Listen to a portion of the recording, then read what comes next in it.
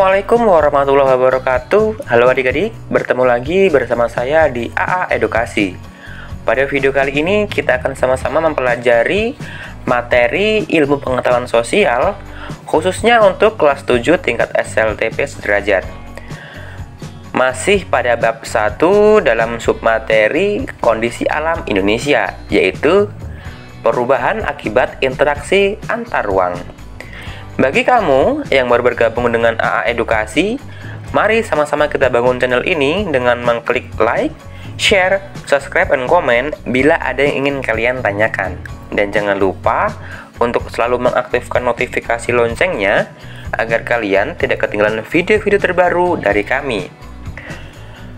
Oke, pada materi kali ini kita akan membahas yang pertama, perubahan akibat interaksi antar ruang. Interaksi antar ruang dapat terjadi dalam berbagai bentuk, seperti pergerakan orang, barang, gagasan, dan informasi. Semua pergerakan tersebut menimbulkan perubahan, baik bagi daerah tujuan maupun daerah asal. Interaksi keruangan meliputi beragam jenis pergerakan seperti perjalanan menuju tempat kerja, migrasi, pariwisata, pemanfaatan fasilitas umum, transmisi informasi dan modal, wilayah pemasaran, kegiatan retail, perdagangan internasional, dan distribusi barang. Semua bentuk interaksi tersebut berdampak pada adanya perubahan. Jika banyak orang dengan berbagai kepentingan selalu datang pada suatu tempat, maka tempat yang dituju akan berkembang menjadi pusat kegiatan manusia atau sering disebut kota.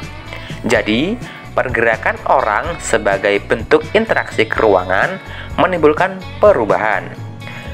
Berbagai bentuk atau berbagai perubahan akibat interaksi keruangan yaitu sebagai berikut.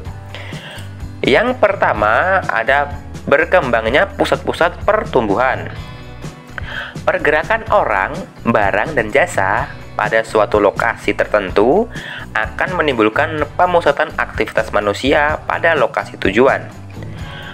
Pemusatan aktivitas penduduk tersebut kemudian membentuk daerah perkotaan. Daerah perkotaan merupakan pusat pertumbuhan suatu wilayah karena sebagian besar aktivitas terkonsentrasi di wilayah perkotaan. Yang kedua, ada perubahan penggunaan lahan aktivitas. Penduduk yang terus meningkat pada akhirnya akan memerlukan lahan untuk menampung aktivitas tersebut. Semakin banyak penduduk yang datang pada suatu kota akan disertai dengan kebutuhan tempat tinggal. Akibatnya terjadi alih fungsi lahan dari lahan pertanian menjadi permukiman. Hal yang sama juga terjadi pada industri, perdagangan, jasa, dan lainnya yang memerlukan lahan untuk menampung aktivitasnya. Dengan demikian, terjadi perubahan penggunaan lahan dari pertanian ke non-pertanian, yaitu seperti pemukiman, industri, perdagangan, jasa, dan lainnya. Yang ketiga, ada perubahan orientasi mata pencaharian. Interaksi spasial umumnya terjadi karena adanya kepentingan ekonomi, khususnya berkaitan dengan pekerjaan. Daerah yang menjadi tujuan pergerakan penduduk akan dihuni oleh mereka yang memiliki pekerjaan yang beragam. Jenis pekerjaan juga berkembang karena adanya kebutuhan akan barang dan jasa yang semakin beragam. Interaksi pekerjaan berubah dari yang tadinya berorientasi pada sumber daya alam, khususnya petani, menjadi pekerjaan yang lain. Yang keempat, ada berkembangnya sarana dan prasarana. Terjadinya pergerakan orang, barang, dan informasi memerlukan sarana dan prasarana. Pembangunan sarana dan prasarana akan semakin meningkat dengan meningkatnya pergerakan tersebut. Kendaraan, jalan, fasilitas umum, pusat-pusat perdagangan, dan lain-lain terus bertambah dengan semakin meningkatnya interaksi keruangan. Yang kelima, adanya perubahan sosial dan budaya. adanya pergerakan penduduk dari suatu tempat ke tempat yang lain akan disertai dengan interaksi sosial. Terjadinya interaksi antar anggota masyarakat tersebut akan disertai pula dengan saling berpengaruh atau saling pengaruh terkait dengan norma dan nilai yang dianut oleh masing-masing individu atau kelompok masyarakat. Kelompok masyarakat pendatang dan penduduk asli saja memiliki nilai dan norma yang berbeda. Perubahan sosial juga menyangkut perubahan status sosial. Berkembangnya suatu wilayah karena adanya interaksi spasial akan mempengaruhi status sosial masyarakatnya. Perubahan juga dapat terjadi pada aspek budaya karena penduduk pendatang dan penduduk asli dapat memiliki budaya yang berbeda.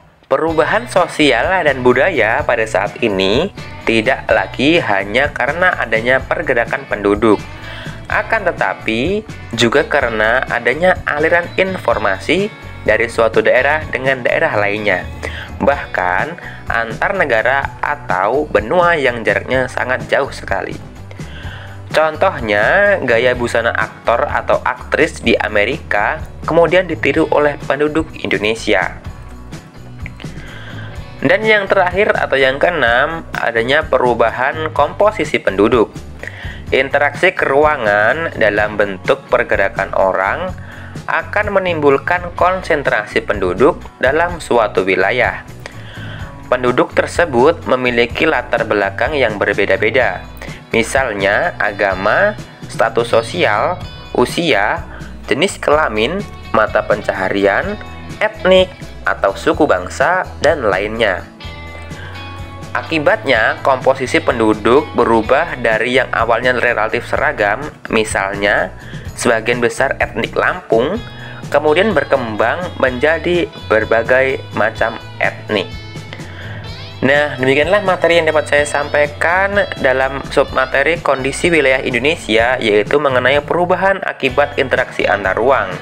Saya akhiri sampai di sini. Minta maaf jika ada kesalahan kata. Wassalamualaikum warahmatullahi wabarakatuh.